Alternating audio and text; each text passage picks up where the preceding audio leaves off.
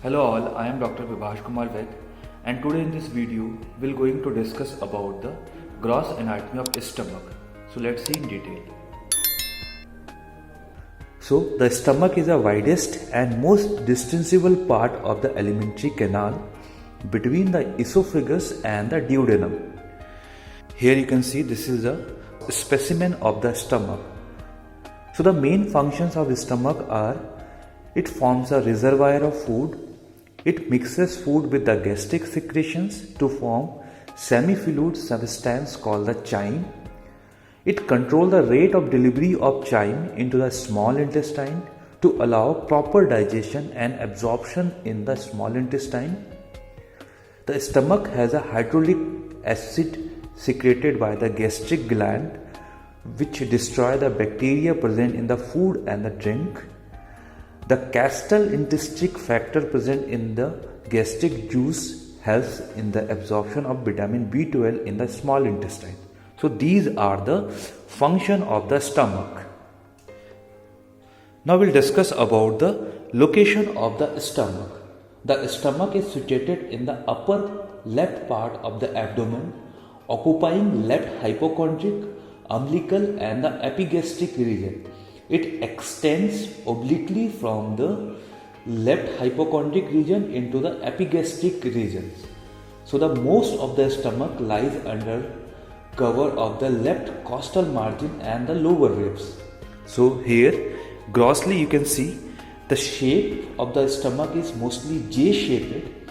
Here you can observe it is J-shaped, and its long axis passes downward and forward to the right and finally backward and slightly upward. Here you can see the long axis is downward, forward and to the right and finally backward and slightly upward.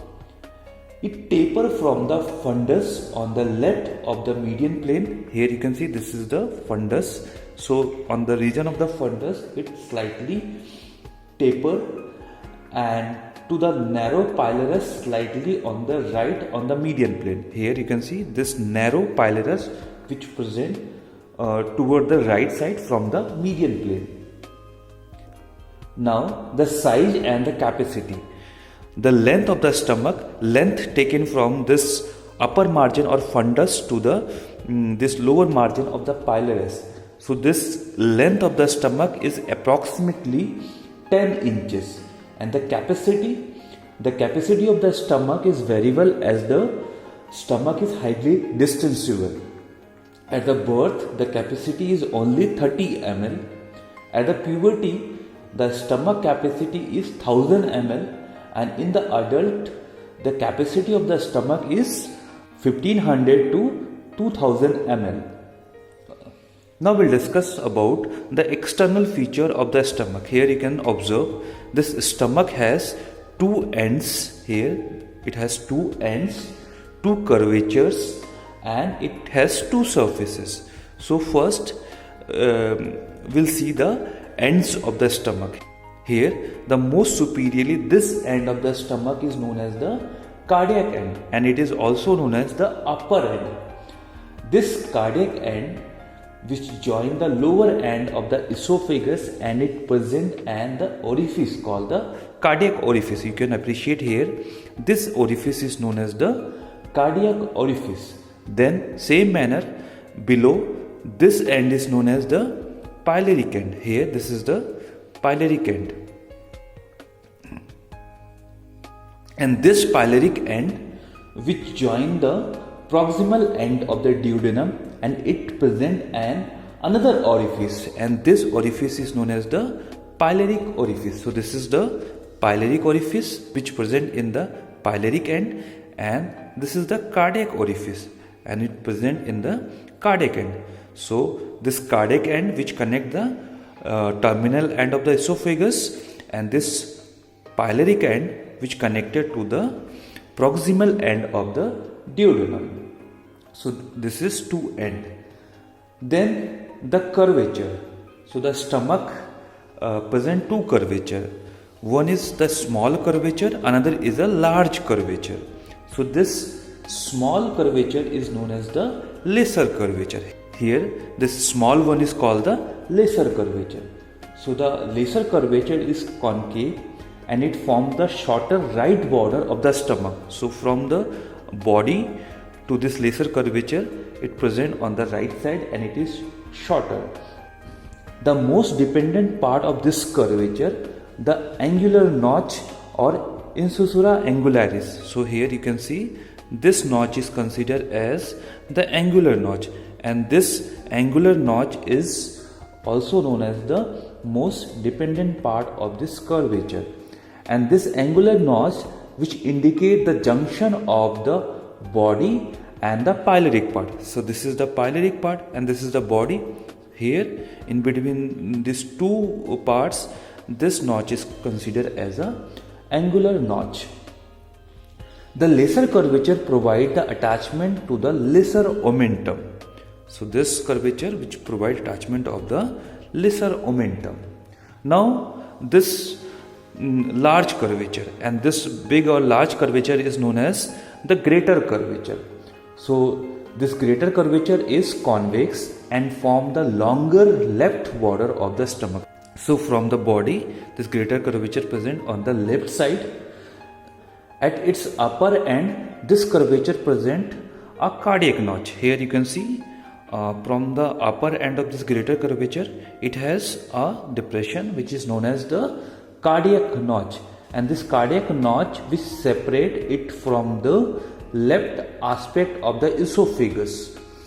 The greater curvature which provide the attachment of the greater omentum or gastrosplenic and the gastrophrenic ligament. So here you can see this greater curvature which provide attachment of the greater omentum, gastrosplenic and the gastrophrenic ligament. Now the surfaces of the stomach. So grossly this stomach has two surfaces. One is the anterior surface, another is the posterior surface. So this one considered as an anterior surface. Anterior surface is also known as the anterosuperior surface because it faces forward and upward. So that's why this anterior surface considered as a anterosuperior surface.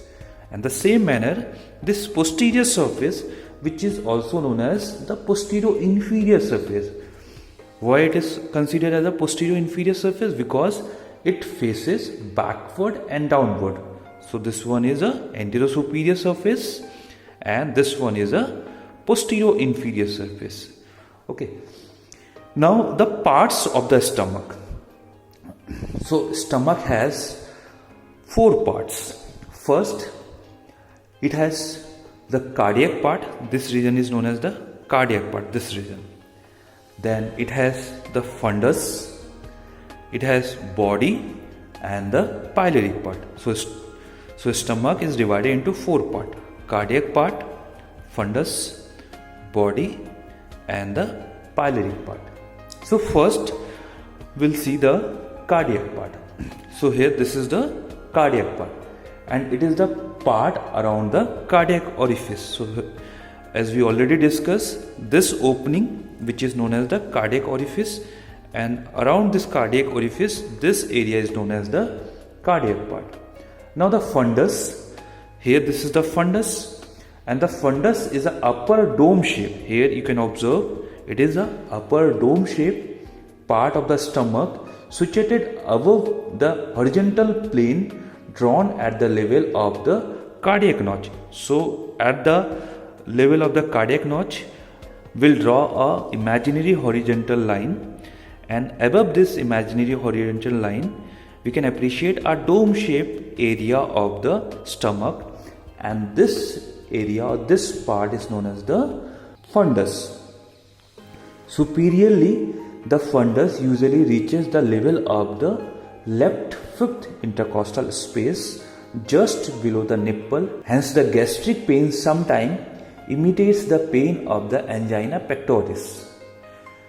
Now after the fundus, this area of the stomach is known as the body.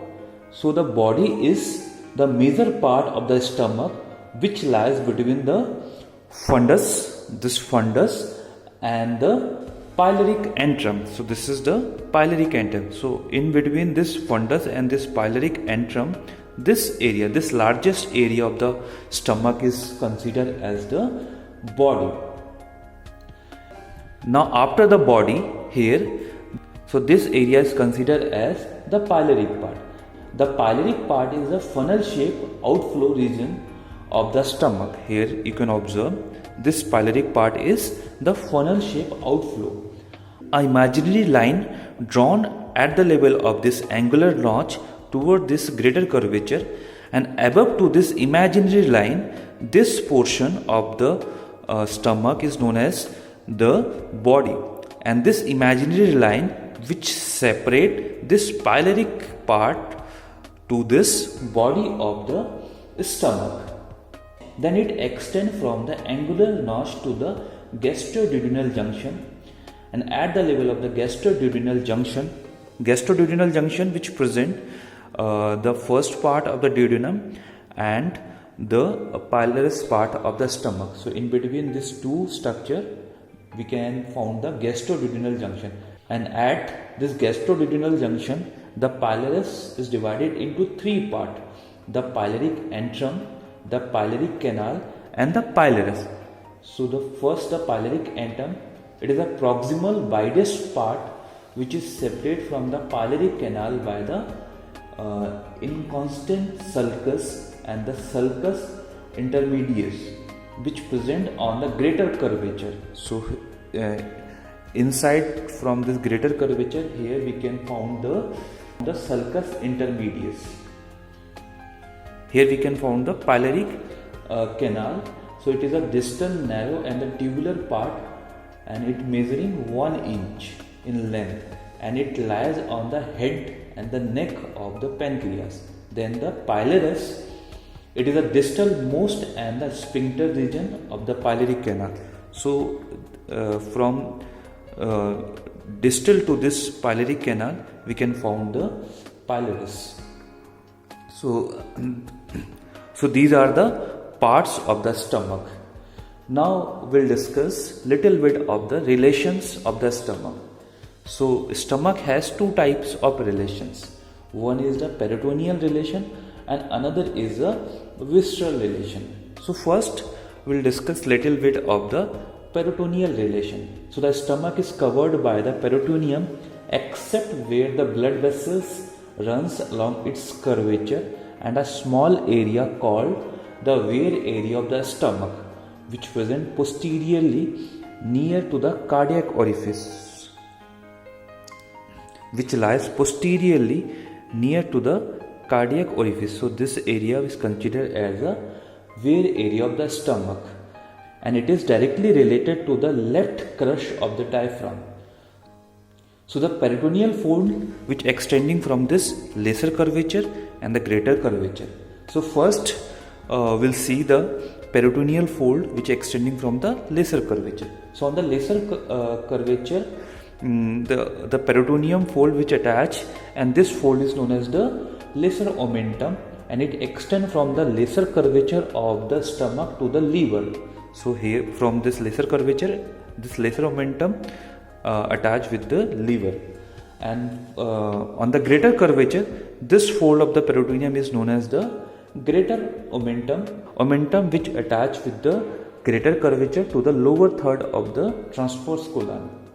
Now the gastrosplenic ligament, it extends from the uppermost part of the fundus to the diaphragm. So from the uppermost part of the fundus to diaphragm, this fold of the peritoneum is called the gastrosplenic ligament, and it is attached with the diaphragm. So this is the little bit about the peritoneal relation. Now we'll discuss the visceral relation. So the relation of the anterior or anterior-superior surface. First we'll see the relation of this anterior-superior surface. So on the right side, this surface which is related to the gastric impression of the left lobe of the liver and near the pylorus to the quadrate lobe of the liver. So here this surface which is related to the left lobe of the liver, and here this pyloric region which is related to the quadrate lobe of the liver, and on the left half here This surface is related to the diaphragm. So here this left part which is related to the left crush of the diaphragm and the rib cage. The lower part of this surface which is related to anterior abdominal wall. So this is the anterior superior relations of the stomach, visceral relation of the stomach surface. So here this is the posterior inferior surface, this surface, and this surface is related to the number of the structure on the posterior abdominal wall, and which is collectively forms the stomach void. The content of the stomach void is the diaphragm, the left kidney, left suprarenal gland, pancreas, transverse mesocolon, left coeliac flexure, which is also known as the splenic flexure of the colon, the splenic artery, spleen. So this structure is known as the stomach bed. And for the student, for learning of this stomach bed structure, the mnemonic is Dr. S3 kills patients mercilessly. So D stand for the diaphragm, S3 stand for the splenic artery, suprarenal gland and the splenic flexure, K stand for the kidney, P stand for the pancreas and M stand for the mesocolon. So this is the visceral relations of the stomach. The stomach has rich arterial supply which is derived from the celiac trunk and its branches. The arteries supplied of the stomach, the left gastric artery. The left gastric artery is a direct branch from the celiac trunk. The right gastric artery, which is a branch of the common hepatic artery.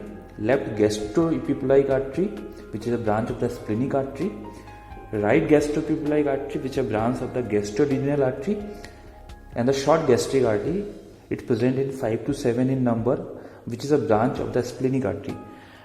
And this blood supply and the lymphatic drainage of the stomach we have already covered in the theory lecture. So this is all about today's demonstration on the stomach. I hope all of you understood the topic.